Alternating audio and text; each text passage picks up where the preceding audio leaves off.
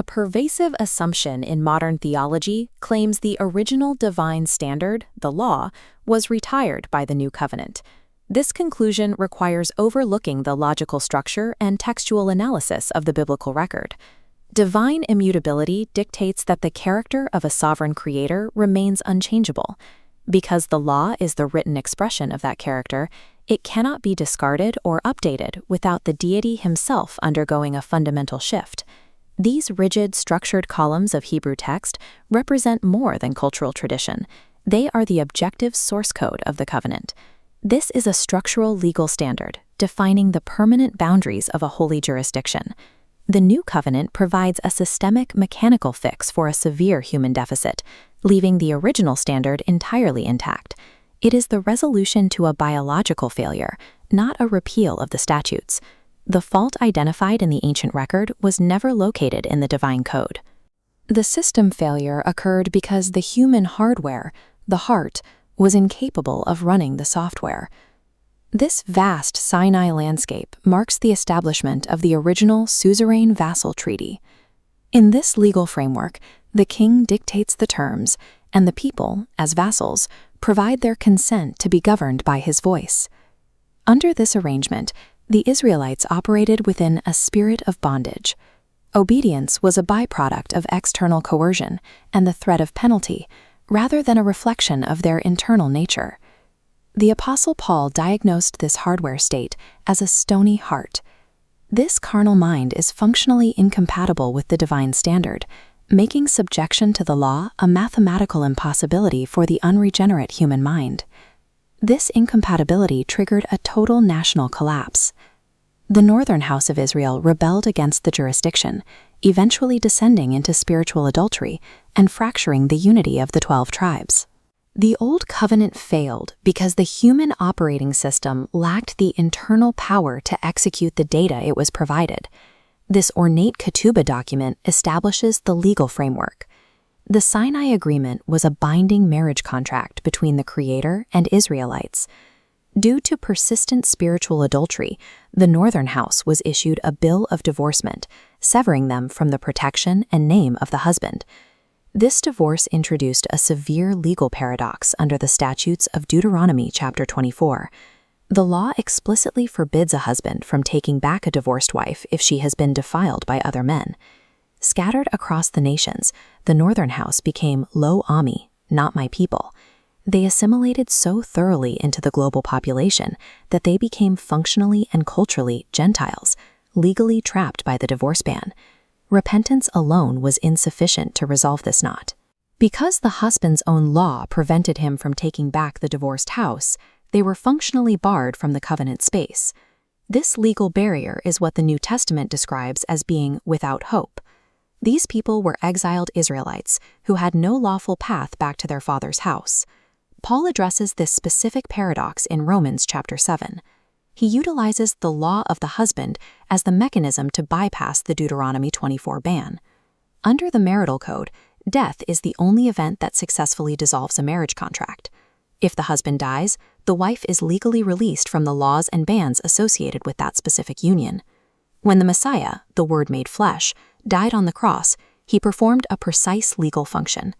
His death terminated the first marriage contract, effectively breaking the hold of the divorce decree over the northern house. The resurrection establishes a new husband with a new covenant. This allows the Creator to legally marry a new woman, the restored and reunified house of Israel, without violating his own law. The term tetelestai, or it is finished, refers to the completion of this legal transaction. It marks the moment the divorce obstacle was removed, not the moment the moral law was abolished. The cross was a technical rescue mission. It satisfied the requirements of the law, so the divorced and scattered seed could return to the covenant family. The Gentiles mentioned in the apostolic letters are the scattered, Gentilized seed of Ephraim. Their migration and assimilation over centuries fulfilled the Genesis prophecy that Ephraim would become a fullness of nations, merging Israel's biological identity into the global population. Biological grafting requires like kind. The wild olive branches of the New Testament represent these scattered Israelites being grafted back into the natural root of the promise. The New Covenant aims for echad, a state of total oneness. It restores the 12-tribe kingdom under a single constitutional standard, reuniting the divided houses into one body. The wall of partition described by Paul was the legal enmity and division between these two kingdoms. These stone blocks represent the barrier that was finally demolished to allow for reunification. Gentile conversion is the restoration of lost Israelites. It is the process of bringing the scattered branches back to the original family tree and the original family rules. With the legal barrier removed, the New Covenant addresses the hardware failure. It performs a surgical extraction of the stony heart, installing a heart of flesh in its place. This internalization shifts the location of the code. The software of the law is no longer hosted on external stone. It is written directly into the hardware of the individual mind and heart. This upgrade replaces the spirit of bondage with a spirit of adoption. Obedience becomes an internal inclination rather than a forced response to external pressure. The law of Christ, defined as love, functions as the internal engine. It provides the propulsion and power required to execute the specific commandments and coordinates found in the law of the Father. By changing the nature of the recipient to match the nature of the king, the New Covenant makes the law not burdensome. Compliance becomes the default state of the new nature. Labeling obedience as legalism effectively discards the primary diagnostic tool provided by the apostles.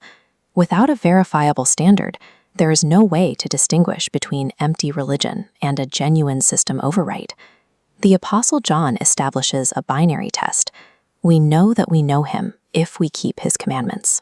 Anything less is identified as a functional lie, indicating the truth has not been integrated into the individual. The grace and blood of the Messiah provide the mechanism for salvation, while joyful obedience to the law provides the objective evidence of that salvation. One is the cause, the other is the status report. These fragmented texts underscore the need for precise, evidence-based assembly of the truth. The 13-point Master Charter prioritizes this textual data over denominational tradition or subjective emotion. The Father is reclaiming management of his law. By placing the requirements directly into the heart, he removes the middle management of human interpretation and ensures the integrity of the original code within a reunified people. The cross resolves our mechanical inability to keep the law. The New Covenant restores the Father's original standard through a functional hardware upgrade, aligning the heart of the people with the heart of the King.